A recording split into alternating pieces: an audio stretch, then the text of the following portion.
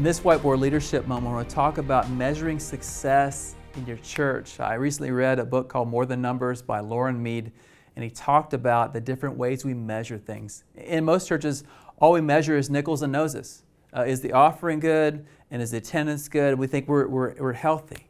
And you say, well, healthy things grow. Well, viruses grow too, but that's not very healthy for us. So there's got to be some other measures of maturity, other measures of health in the life of the church. And Mr. Mead mentions 4 things to measure. The first is what we always measure, the numerical growth, the growth of attendance, the growth of offerings, the growth of the attendance of groups, of the weekend, things like that. Numerical growth is one of the indicators. We have to know those things.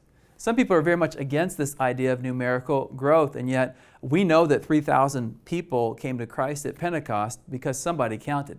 We know a couple chapters later that there were 5,000 people in the church because somebody counted. We know that daily people were coming to Christ in the church in Acts because somebody counted. In Luke chapter 15, Jesus talks about 100 sheep and losing one, and the shepherd counted. There's even a book in the Bible called Numbers. Numerical growth does matter, but it's not the only way to measure. There's not just quantity growth, there's also quality growth. The second is maturity growth. Are people moving forward in discipleship? Are they moving forward in their faith? Are they learning to give? Are they learning to serve? Are they learning to pray? Are they learning to confess? Are they learning to challenge their status quo? Are they learning to grow in the character and the priorities of Jesus? And then there's organic growth. Organic is more, it's less tangible, more intuitive. It's the sense of community. It's the sense of connection. It's all those things that make us not just a group, but a family. It's the sense of momentum and morale,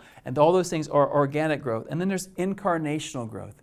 It's the living out of these priorities outside of the church, the impact on the community, the impact on outside the 4 walls. When they leave the church and they leave home and they go into the office, is there a tangible difference? How do you know there's a tangible difference there? And measuring those things. If you want to measure true spiritual health and growth, you look at all 4 of these categories.